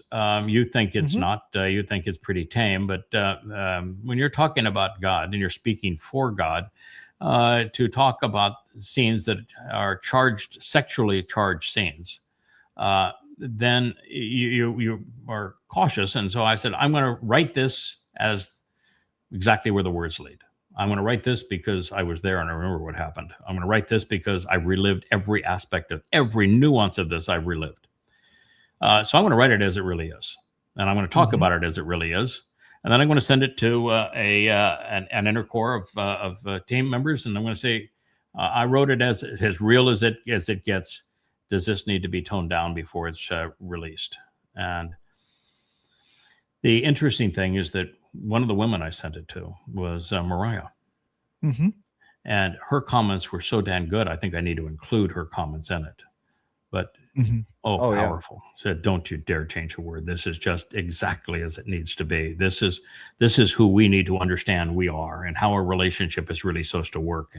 And to think of the trust that was involved in all of this and being completely exposed, like that naked Nabi, you're thinking, all right, so everybody's mind goes to a person who is naked, who is sitting there preaching, and of course the Nabis don't preach, but what it means is exposed, completely and totally exposed, and that's the core of the story of Ruth and Boaz. They are totally and completely exposed to one another, to their community, to God, to the world today. And that's the brilliance of it. Yeah, I am 100% sure that Yahweh is okay with sex, the idea of sex, talking about sex, having sex. It's all in Torah. Okay, I mean, we go from incest to having kids with your dead wife's husband, or your so that they can continue the family line. Adam and Chawa are naked in the garden. I mean, I'm pretty sure that he's Dode okay is with bringing it. the Aaron of the Beret, what's called the Ark of the Covenant, into Jerusalem, and he's bare ass naked from the ephod down, and and that story is so talk about a sign. That story is the kind of the ultimate sign, even for the Ruth story. They tie it right into together, because he at the end, when his belly aching wife says, you're not significant with God, with Yahweh. And he says, well, we'll go ask the Amma whether or not I'm significant. And Ruth is Right. the one who says, I am the Amma, and I'm Mhm. going to deliver the kinsman redeemer. And oh, by the way, pal, you are the kinsman redeemer. Mhm. Yep. Yeah. It's just, and what we learned about what redeemer is, what Amma is. You know, a redeemer, it's a very special form of salvation. The association of kin is not actually in the word. Mhm. Gaal Right. does not mean kinsman redeemer in the sense that we've been accustomed to saying. There's no association with kin in the word. Mhm. But the redeemer is very special in Gaal. It's a savior, a deliverer, and a redeemer who is focused on liberating people from the control of others and from their own malfeasance, who is willing to pay the price. Mhm. The emphasis on the redeemer is that he pays the price. He makes the sacrifice. He endures the cost. And so a redeemer is a very, very special dude. And not an insignificant price either. That's no. the important You're looking at the connotation of it, price yes. that Noach paid Mhm. when he saved his family. Built 40 years constructing that Teva. Mhm. The price that Moshe paid when he went back to liberate his people, where it was so miserable, he said, God, you might as well just kill me. It's the price that Dode ultimately paid when he fulfilled Pesach and allowed the Romans to crucify him, and then his soul went into Sheol to remove his people's guilt so that they could join him as part of Yahweh's family. It's the price that I will pay when I'm sacrificed as the Adam of Perah. It is a tremendous, tremendous price. In fact, Boaz in the 4th chapter it's brilliant. This 4th chapter is just so much fun. Boaz is a bright boy, and he has this whole thing wired. And it turns out that Boaz is the one that taught Dode to write. Now I have proof of it. And he's saying, all right, any one of you think that you want to be a redeemer? You think that you can play that role? You think you're capable of paying that price? Step right up. Mhm. I want you right now to step up if you think you can pay the price and act the role of a redeemer, because it's a tough one. Mhm. And that's why there have been so few of them. Mhm. But it's just and by the way, the reason that kinsman is associated with it is because everybody I mentioned there Mhm. knew the people that they were redeeming. No one will make that kind of sacrifice for those they don't know. Noach saved his own family. Mhm. Moshe saved his people. Dode saved Israel. I'll save the covenant family. Everybody knows. You don't make that level of sacrifice unless you know who you're protecting. You would do that for your daughter, for your son, maybe for a best friend, but you're not doing it for somebody a half a world away that you don't know. Right. Right. That's where kinsman came in. Otherwise, it would have no association with kinsman whatsoever. And then the other issue is that in this story, Ruth that is acknowledging that she is a Nakara, that she is an observant foreigner, but not before she twice acknowledges that Boaz is the Nakar, the observant foreigner. But he's born and raised in Yehuda. You can't be more unforeign than he. And, in the end, it's a Nakar, observant foreigner, that saves Israel, saves the world. Mhm. But in this story, Ruth is a Moabite. And yet she now is a Yehud. And so you get down to what is the Moabite? Well, it's the incestuous product of Lot, who was Abraham's nephew. What is an Edomite? It's descendants of the twin brother of Jacob, all one family. And so you come to the realization that it's all a naming convention. Yisrael and Yehud is a naming convention. It's a very important naming convention, but that's what it is. And those that are perceived as outside of it can be closer than anyone who perceives themselves to be inside of it. And those who are banking everything on their religion and on their ethnicity, their DNA, are the ones who are deceiving themselves. They don't understand the naming convention or why God used it. Right. Its story is just so revealing, speaking of the naked Nabi. Right. Well, it was interesting in 3 as well, that all 3 words that pertain to, lack for a better word, sexual activity, bo, yada, and shikar, were all, used bam, bam, bam right there on the threshing floor scene. Oh, yeah. So I mean, Oh, yes. Oh, no, somebody was trying to get a point across.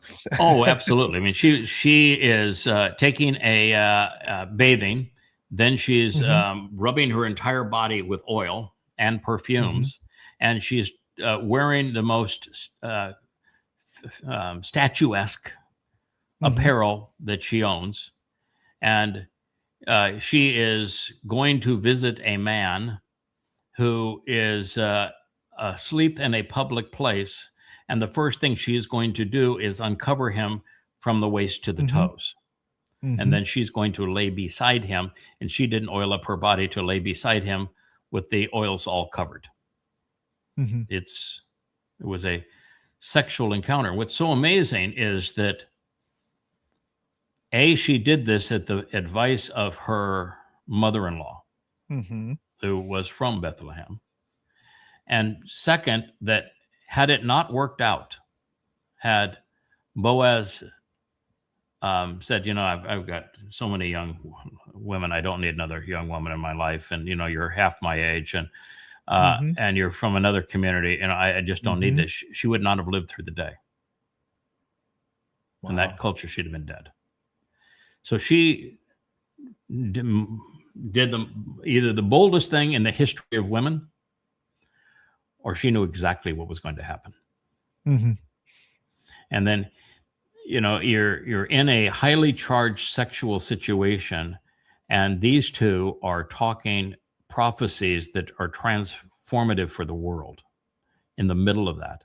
Now, can you imagine having your wits, most beautiful woman probably in the world at the time, is all oiled up. She's standing, she's laying down right beside you, and you're naked. And rather than let's do this, baby, you're having a conversation with her that is prophetic of the way the world will be and how the world will be, the problems of the world will be resolved. And you're laying them all out, saying who, when, where, how the world is going to be reconciled back unto God. Right. That's why they're the naked Nabi. It's just astonishing. It's such a good story. My favorite so far. I've never encountered. Sure. I've been writing. I have 3 volumes of Coming Home that are all essentially completed. I've got some superscript work to do in a couple of them. We've got some more edit to enter into them, and I've still got the 4th chapter of Ruth to complete. But it'll be about 2,000 pages when it's all done, and all 3 volumes will be published at the same time. And it has all been to get to this point, to tell the story of Ruth, which it's obvious it was written by Boaz. He's telling the story of Ruth. It has to be, because to have the details it has, and this is not a shared story, you know what I'm saying? And there's only 2 people there on the threshing floor. So, Yes. it's absolutely has to be. And Yeah, and Boaz telling the interestingly enough, written by Boaz as named Ruth, right? I mean, it's one of the few books in the Torah, Prophets, and Psalms that has a female name in it. You know what I mean? Yeah. So yes, one of only 2. And the other one is trash. And I mean, Yashayahu wrote the book of Yashayahu. Jeremiah wrote, and so Boaz, and he writes Ruth. We find from Ethan Hajraki that I wrote the Mashal to help raise Dode and Solomon, and to share with them the importance of a relationship, mother, father, and son. And yet, I don't claim any of them, but at one point, they're all claimed for me. The the word picture that transformed our situation was the 31st Mashal, which has the Amma trying to save Dode from himself right after the Bathsheba affair. And it's also written by her husband, clearly written by her husband. So there are these examples. You read the Mashal, and it's a mother and father caring for their son. Guess who the father was? Guess who the mother was? Guess who the son is? So yeah, there are interesting examples of that, and I can tell you, Boaz can turn a phrase. He is the master of the innuendo. He is that man can turn a phrase. What you're saying is we somehow just got lucky that Ruth is only 4 chapters long. That it wasn't the Great Ruth Scroll. It wasn't the Great Ruth Scroll. Yes. I've got that Schroeder likes to write. He does. But the difference is, they say, I wrote you a long letter. If I'd had more time, I'd written you a short letter. That one, he had lots of time. Yeah.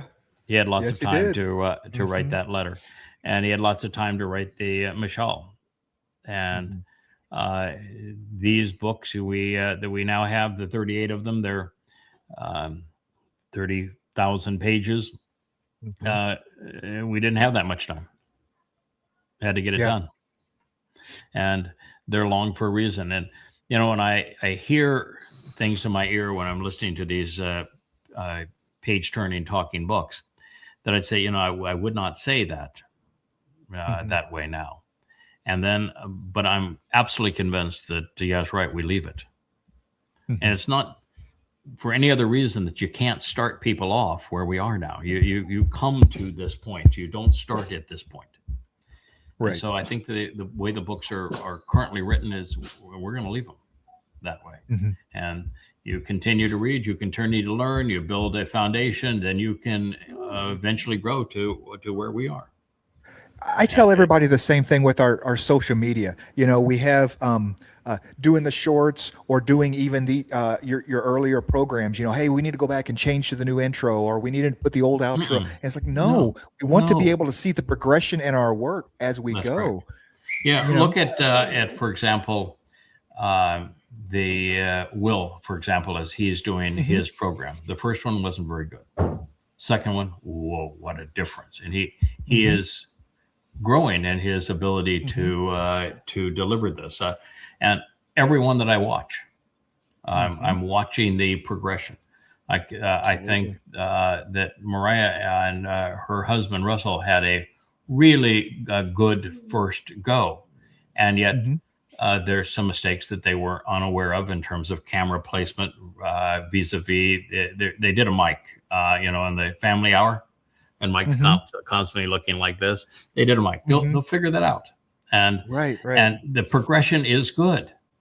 Yeah. I like the growth that Mike has on the shows that he has. I love the growth on Call Your Next Witness and how much better those shows have gotten over time. The Y2Z group, each episode is better than the last. This is the kind of thing you want to see. Yeah, that's what y'all's looking for. That's the whole point. Yes. It's the growth. Leah, last night we were listening to some of Leah's earlier songs, and she says, "Oh my God, I can't even handle that." This. And I'm saying, no, that's what you want to see is the progression. Yes. You don't want to avoid those songs. You want to have the progression. When I'm listening to that analysis, that the logic of Galatians as we went to that chapter. Are there things that I could say now that are beyond even the thoughts that I expressed then? Sure, but that is the most rational evaluation of that material ever written. And it's absolutely well beyond anything that needs to be done. I think that we leave it. Let's do one more here, and then we'll. I have one thing I want to talk about though. Okay, before we please. go. Okay. that there was some talk, and we're talking about avatars, and we're not really locked in anything about avatars or whatever. And there was a lot of chat when it was brought up on the last show, on the Luminary show, in the YouTube chat on Red about who's going to be which avatar and whatever, how are they going to look or whatever. And I'm like, we're not locked into people, right? We can have Wookiee and Asher and Kara read these to us, or we can have a bull, a ram, and a goat read these to us, right? I mean, there's no reason that they have to be has to look like you, right? Or what do you think? I think that from a credibility point of view, and that's what we're promoting is credibility. That the parts that are in my voice, it should be an avatar of me. I am obviously like the variety. And if for variety, occasionally we were to sneak in a bull, and then we were occasionally, and that could cover my part, and that we occasionally, like we're doing the Mizmor with Dode, and we sneak in a ram to do that part, I think that would be hilarious. So I have no problem with that at all. I think we're actually better off without avatars on the things from Islam and Twistianity. Let the voices do the trick. And right now, on terms of the bold for all of it, then we could have some fun with the bold. We got to be really careful because you're reading the very word of God, and you don't want to. Don't want to push it too far. But you could have a if it's Torah, you could have a Moses avatar. Read the Torah. You could have a Yashaya avatar read Yashaya. So, and we've got some decent avatars of these people already. So that's a possibility. Listen. We introduced this program with the Talking Wookiee. We introduced the basics programs with the Talking Wookiee. So I've enjoyed, and John Voight did those things. I love the Talking Wookiee, and I think it's really fun. And where we poke fun and have fun, I think is important. But this is seriously credible. Its credibility is our primary tool, and so I think we have to be a little bit careful. So I think it will be a Talking me for it. Whether or not we do Indiana Jones me with the hat that they've had fun with. I was going to say it can't even be the same shirt. Me and the Hawaiian shirts are this new series is kind of is an interesting look, and you'd love to see variety because that's part of the Joe genius. Can randomize that. Yeah, that's part of the genius. Change on you. Yeah, exactly. That's part of the genius of what Joe has created here. And his many voices, it keeps it interesting, and so I think that the avatar absolutely ought to change. But I think for credibility's sake, the parts that I'm sharing should be me. But I'm open to other suggestions. Okay. Where did we? Let's see. I think what so many people would do is put me with a baseball cap backwards. Right. Yeah. Okay, that we'll one do not one so more. much. There we go. Oh. Yeah, so this is the thing I was talking about, that the bipartisan bill for affordable housing, Trump won't sign. So doesn't really care that people don't have affordable housing, doesn't care that Congress and the Senate joined together in a bipartisan bill. He's not going to sign it. It's blackmail. You want that signed, then you sign his Save America Act, and his Save America Act means that there's never going to be an election again in America that's going to matter. He gets to decide how the election takes place and who gets to count the votes. Who gets to vote, how they get to vote, and who counts the votes is the Save America Act. My whole thing on this is I think he yawns in the middle of it. He is just completely uninterested in anything that doesn't have to do with him. Yeah, you can. What are your plans for the housing bill, Mr. President? Are you? I don't know. I think it's so unimportant by compared to the Save America Act. I think the Save America elections. I mean, I think he does. Talk about narcissist. I mean, just absolutely. Oh. Yeah, we don't have to talk about this. I just say you're talking about the billions of cells in your body, and that every minute there's like 2 million cells that are changing and being replaced, and this notion that you're going to have bodily resurrection, or that there was a bodily resurrection, is so utterly stupid. It has no concept of physiology, and when you die, the thing that you want is to have your soul separated from the body, because the body is the great limiting factor. And what they're also talking about here is that everybody is programmed to die. Every cell in the body is actually programmed with a drop dead date, and so we have been programmed to die.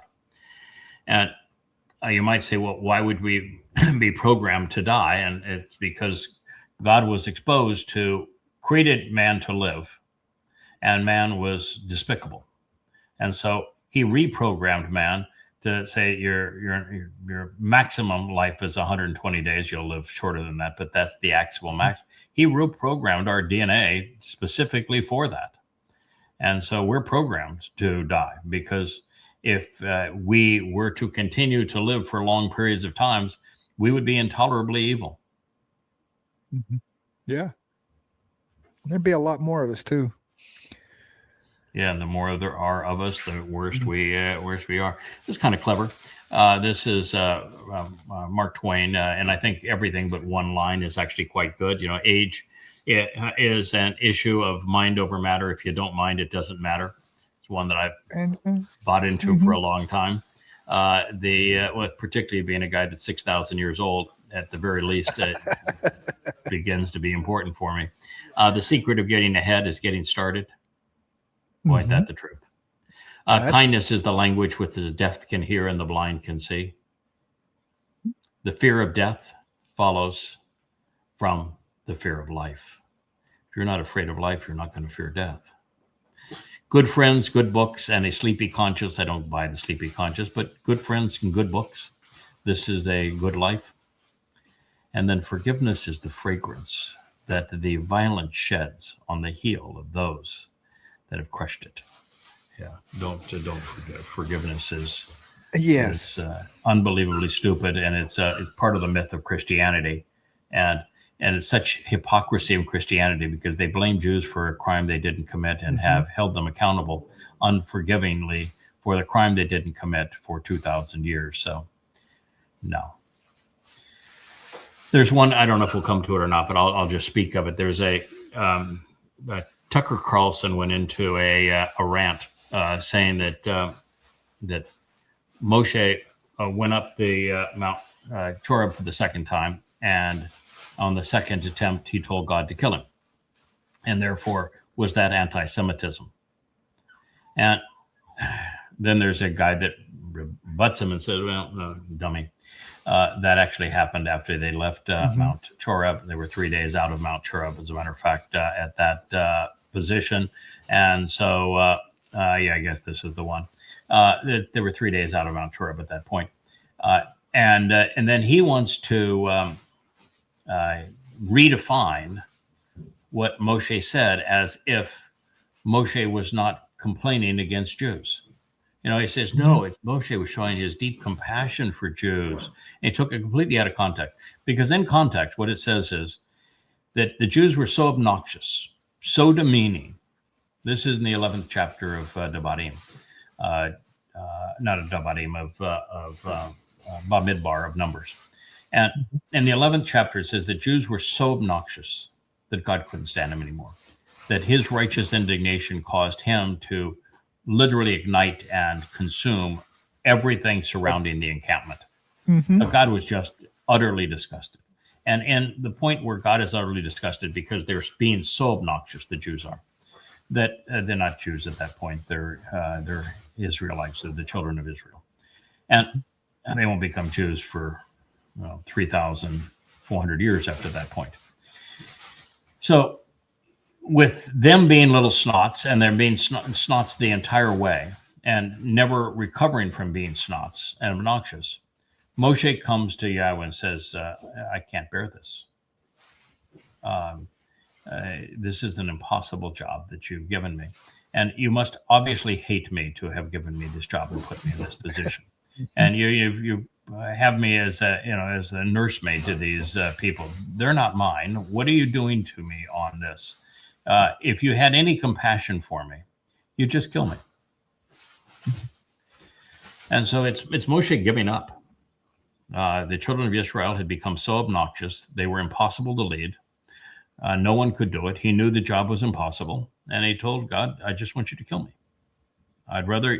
It's more merciful you kill me than me having to endure these people any longer. Mm-hmm. And so in this case, both of them were dead wrong. To understand the Torah is to understand that the Torah is the story of everyone associated in this story. Everyone in that story was a snot, except Chinook wasn't. Adam was, Chawah was, Cain was, Chinook wasn't. Noach wasn't. Medod and Eldod were not. Amram and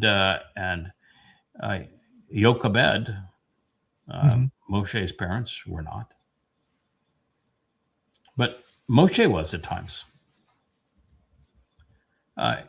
There's just very few people that are not presented as schnots, as really obnoxious. I mean, the whole group of the spies, what a terrible thing to melt down at the waters of Meribah, having a tizzy fit even before crossing the Gulf of Aqaba, getting to the other side, and the first thing you do is build a golden calf, constantly challenge Moshe and saying that they were threatening to kill Moshe.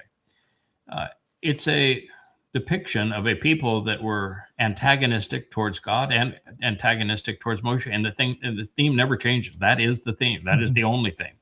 And that even those before, with Abraham and Sarah and Lot and Yishak, Jacob, Rebecca, Rachel, they're all despicable. The 12 children of the born to them are all despicable. It's you need to know that's the story, and the story is people are horrible, and yet there's only this reoccurring theme where God sends in a fixer, and that fixer doesn't have any rebellion associated with him. Mm-hmm. You never see a bad angle on Chinook, on Noach. You look at the story of Boaz after the Torah. It's just all positive. And same as with Ethan Hajraki. It's all the way through. So you got one guy that's the fixer, and he doesn't seem to do stupid stuff, because maybe that if he did stupid stuff, that they wouldn't fix the stupid stuff that he was sent to fix. But everybody else is just obnoxious towards God. Terrible things he did. Comes out well in the end, but boy, it was a rough go getting there. Yeah. So it's just a gross misunderstanding. As a Christian, Tucker's just a nincompoop when it comes to this stuff. He's got no clue what the book says or who God is or any of that. He just has hate in his heart for Jews, as like most Christians. He's just a demon-possessed one that's bribed by Muslims. So he's a special kind of idiot. It's this whole idea, a leader who cares so much he can't bear to carry it alone. I don't even understand that. Heavy is the head that wears the crown. As a leader, you are always alone. That's the point. You always are. You know? Yeah. Yes, you always are. And you know, it's like Boaz when he has the meeting outside of the gates, and he has already set this up. The only one person that had a potential to be able to pay the price to redeem Ruth, who he's already consummated the relationship with. So he's in a position where he's pretty insistent it's going to turn out his way, and he's the one that the first use of the cohortive and the imperative on the same verb, and he repeats it over and over again. You know, my will is for you to capitulate to my will. You can have your free will so long as your free will aligns with what I want to. So we're making it clear, and you're familiar with the concept of Gaal, Redeemer, and that the Redeemer pays the price. Is any of you willing to step up and pay this price? And he knew that he was, and he knew that nobody else was. And so he said, I just want it real clear that if any of you think that you can step up and you can act in the role of a Redeemer and you can pay the price, then you step up right now. That'd be fine if you think you can. But I want to hear it from you right now if you think you can step up and pay this price. No belly aching later. Right. And so that's the deal. And yeah, it's true that even the greatest king of the two of Israel, David and Solomon, they both buckled under the pressure. Solomon didn't recover, David did. But it's Moshe collapsed under the pressure. That's Abraham collapsed under the pressure, and he didn't have any pressure on him, and he still collapsed. It's Jacob collapsed, and he didn't have any pressure on him either. It's a tough damn job. Tough. Very few people. That's why Boaz said, if you think you got it in you, man up right now. But know the price you're going to pay. It's the worst job in the world to be vulnerable like that and exposed like that. It's everybody thinks that is just glorious, and they want to esteem to it, and until they know what the burden of it. And there are people that are made for it, and they'll say, "Yep, I'll do that." But in the things that I'm doing in this life, I don't recall that Yahweh ever asked. Yeah. I think it was just all the way assumed all the way through. We've got a job to do. We've done it before. We're going to get this job done. And every time you're confronted with a new mission, an addition to the mission, it's never, would you mind doing this while you're here? What about dying as the Adamah Parah is going to be really a gruesome spectacle, going to be the worst slaughter in human history. You mind stepping up for that? There's never a request. It's we've done this before. This is what we do, and you're committed to doing it. So we can dispense with the pleasantries here. This is what we're going to do, and you're delighted to be able to do it. But there are horses for courses.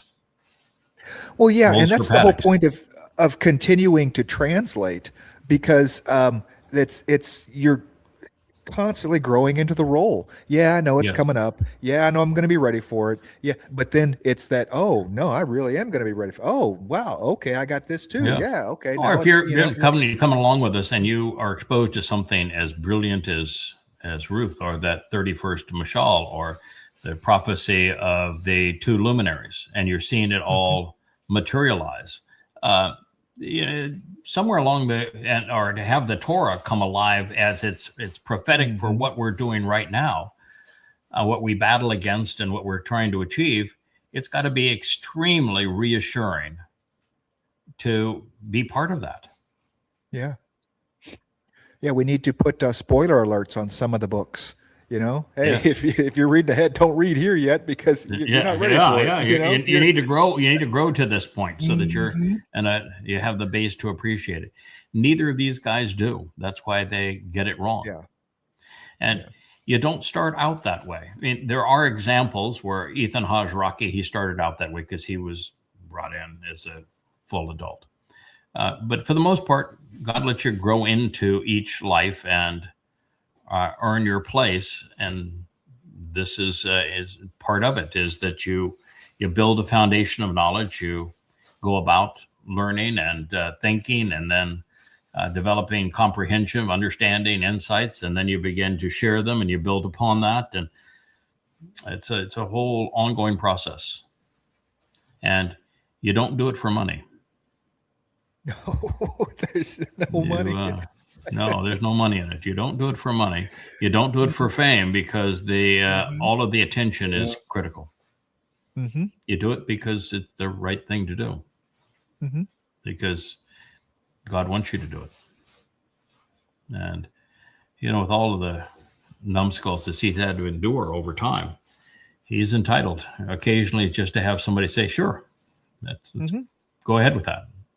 And then, it's always with him, it's not like he is assuming, he is assuming that we're going to do it. But all along, he's complimentary. All along, he's saying, this is really special. I'm so very happy with this relationship. This is something that I'm going to reward. It's a glorious situation here. And so he's constantly doing that. And when you don't ask him for signs, you're lavished with them. Mm-hmm. Yeah. You're not insulting him, and you're letting him do it his way. And then if you're saying you don't demand knowledge, you work at it, then you find all of these marvelous insights that were there that no one has ever seen, and were put there knowing that you would find it. And he's giggling as nobody's business when you finally find it and say, it took you long enough. Pretty cool, right. Huh? How'd you like the way that one worked out? I love it. It's marvelous fun.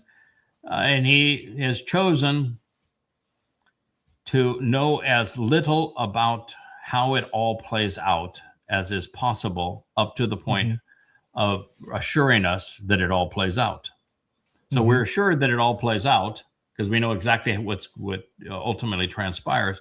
But all of the little nuances each day that get us there, he avoids knowing until they materialize, or the relationship wouldn't be any fun.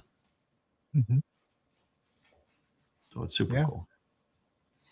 All right, my friend, we've done our 2 hours plus, and thank you. I know that you're out looking for air conditioning equipment. You're back. You're going to keep your wife and yourself and your dogs cool. That's a good thing to do. I understand you're in a heat wave. We don't know if there's such things here, but I'm glad you're there and able to take care of that. And you're able to join us for the vlog on the blog. And thank you. Thank you, Rich. We'll look forward to seeing you later today with another episode of Luminaries in the Basic series. Thanks so much. Good day. Hey there. Thanks for tuning in. That was Fetch. Gotta run now. Catch y'all on our next podcast.